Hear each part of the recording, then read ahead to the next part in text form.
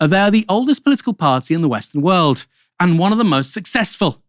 But could the Conservative Party of Great Britain and Northern Ireland be facing the end? Last July, they recorded their worst result in a general election for 200 years, winning just 23.7% of the popular vote and losing 2/3 of their seats. And then there were, of course, those local elections earlier this month when the Tories were firmly dislodged as the main party of the right by Nigel Farage's Reform UK. But what if that was just the beginning? And what if things were about to get much, much worse? Well, a new poll published today by YouGov would indicate that is precisely what is happening. As you can see, Reform are way out in front, that's according to YouGov anyway, on 29%, with Labour in second on 22%. Then you've got the Liberal Democrats in third with 17%, and the Tories, meanwhile, well, they're in fourth on 16%. The Greens fifth with 10%. That is the Tories' lowest ever vote share with YouGov, and the first time they've been in fourth place since June 2019, shortly before Theresa May was replaced as leader by Boris Johnson. In terms of seats, Stats for Lefties posted this image on X, showing Reform just getting into majority territory. As you can see there, they've converted those numbers from YouGov into a model showing the allocation of the 650 seats at Westminster. Reform on 352. Sorry, I said just short. That's not quite true. I must have seen a different projection. They are just over with regards to a majority. Reform on 352, Labour on 100, the Lib Dems on 87, SNP on 46, the Tories on 19. Quite amusing that one of those is in Scotland and one is in Wales. But there you go, down 102 seats. The Greens almost doubling the number of seats on 7. Plaid on 6. I saw polling elsewhere that had Plaid on 8, I think. But anyway, Plaid and the Greens and the Liberal Democrats, of course, big winners from the left and centre left. Labour, the big losers, first past the post, really helping Reform. And just look at that map for a second, just keep an eye on that. The southwest of England is so orange. I mean, it's quite extraordinary. And then, the further east you go, it's just it's all Reform. It's all Reform with a handful of exceptions. So London and the Northwest, Greater Manchester, Labour, a little bit of South Wales too. The West and Southwest Lib Dem. Basically the rest of England, Reform. Utterly extraordinary to see. But it's actually when you dig a little deeper that the data gets really interesting. Even more interesting than that image you just saw. Among 18 to 24-year-olds, Labour are now third behind the Liberal Democrats and the Green Party. You can see that mapped out over the course of the last 5.5 months.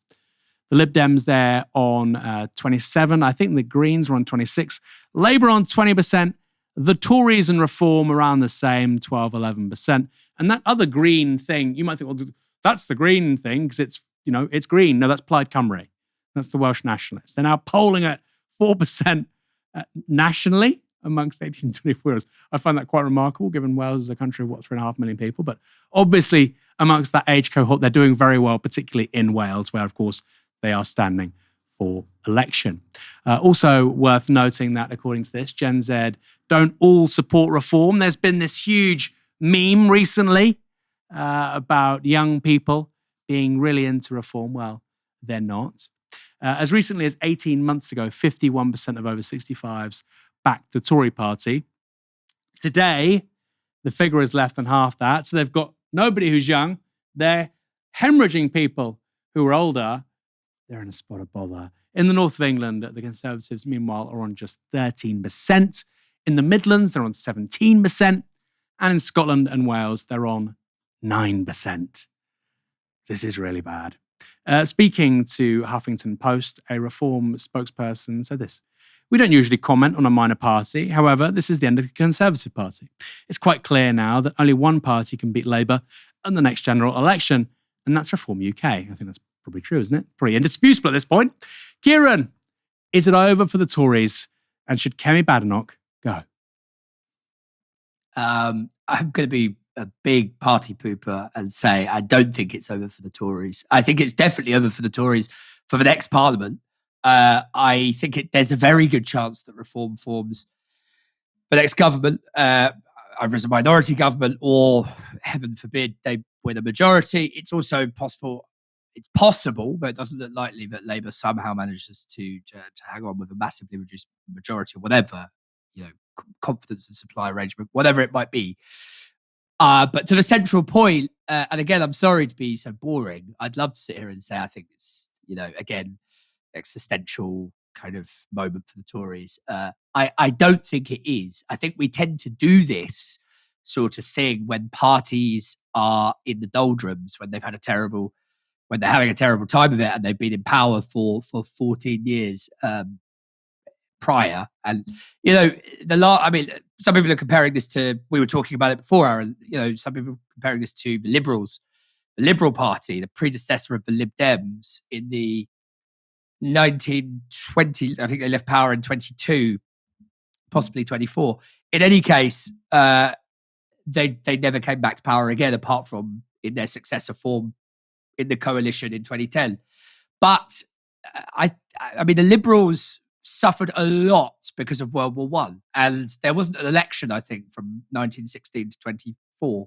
Sorry to do history again, but I think the parallels are a little bit oversold on that, and so I think reform will form the next government, possibly. I mean, I'm really, really terrified of that prospect, but I think it might well happen. But I think that again, this is just prediction, really, obviously conjecture. I think that they will be a single parliament party. I don't think reform will be able to deliver anything like the kind of things that they're promising they'll deliver. They certainly won't deliver a happier, more prosperous, more inclusive, a more inclusive communal Britain, which I think is part of their programme. We usually associate those kind of words with, multiculturalism, but I think they want a kind of communal Britain of sorts. It's just one that excludes a lot of people. I don't think they'll be able to deliver that. I think they're a party made up of, people who are very, very pro-free market, but say that they're not. So they won't be able to deliver that. And I can imagine that in that vacuum, to my mind, an inevitable vacuum, in 2033 or whatever it is, it's certainly not beyond the realms of possibility. And I would argue quite probable that a slick Tory will come through the ranks and say that they are the answer to the problems. They would have been out of power for 9 years, a decade by that point. And about Kemi Badenoch, well, she's not a very interesting person, so it's quite difficult to find interesting things to say about her. But she, George Osborne is one of the worst people that's ever lived, in my view. But he was right, actually, the other day when he said that Kemi Badenoch is the crystallization, the kind of embodiment of the culture wars running through the Tory party and precious little else. So, and I think the Tories went through so many permutations in power over 14 years. They drove the country to the edge of the precipice with austerity, and we're still there, obviously, and then as things got worse and worse, and as they had less and less to offer the public, they turned more and more, they pivoted strategically more and more towards culture wars in the hope of, stemming the tide towards reform and revitalizing themselves by throwing the most vulnerable people in British society under the bus. That was their tack, basically. And I think Kemi Badenoch and Robert Jenrick, particularly, are embodiments of that. It's very satisfying. Don't get me wrong. It's very satisfying to see them chasing their tails like this. But I suspect, unfortunately, they will come back. I mean, it's interesting, wasn't it? Because, the Liberals hung on. The Liberals died a century ago, but they hung on. There's a Liberal Democrat Party. They merged with the SDP in the 1980s. They're in government in 2010. So they don't die. But I mean, as a credible party that can form a government, are the Conservatives over? And you're right. I mean, can we really see past 2033? I don't think so. I just think I don't meet Tories anymore. I don't think they actually exist. By which I mean law and order, king and country, family, bourgeois, socially conservative on some things, socially liberal on others. They don't exist, right? Some of those things, those guys vote for the Lib Dems, and others, they're going to reform. I just think that as a personality type, as a voter constituency, it just doesn't exist. And since Thatcher, and then of course with Cameron and Boris, etc., they had to build a coalition which encompassed voters that may be Lib Dem curious, or even Green curious, by the way, Reform, UKIP. And they've had to stretch and stretch and stretch, precisely because I think the natural constituency is kind of dead. It's been dead for a very long time. And I do kind of think they're over. They may reinvent themselves, but I think it's going to have to be a very radical reinvention. Very radical. It's not going to be just a new leader and some new policies and some new social media stuff and we're back. I think it would have to be very radical because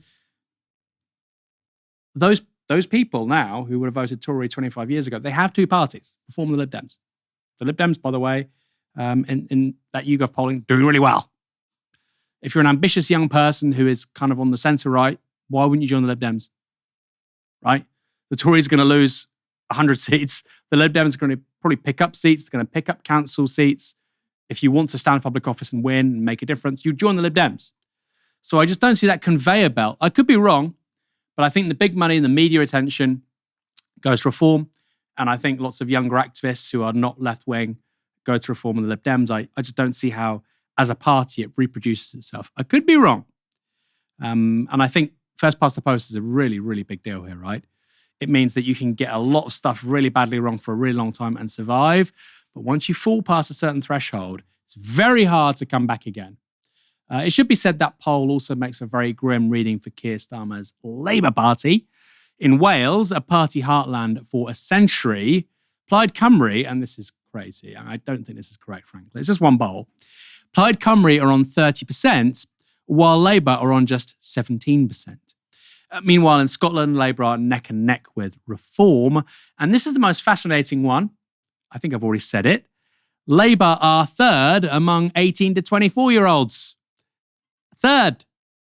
They were getting 50% supermajorities of that demographic with Corbyn in the early years under Starmer. No more. No more. The Lib Dems on 27%, the Greens on 26%, and Labour on 20%.